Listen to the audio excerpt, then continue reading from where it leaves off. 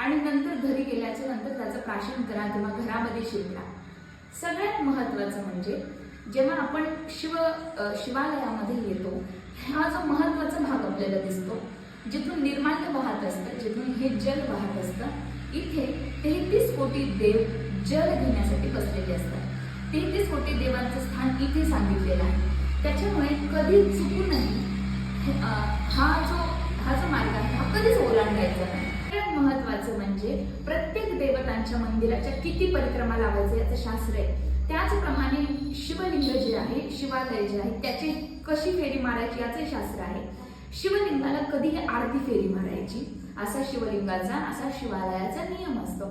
काही झालं तरीही हा जो मार्ग आहे जिथून निर्माल्य वाहते, हा मार्ग कधीच ओलांडायचा नाही। आशा आहे की तुम्हाला ही माहिती आवडलेली असेल आणि तुमच्या माहितीमध्ये काहीतरी थोडा भर पडला असेल। ओम नमः शिवाय, रामकृष्ण।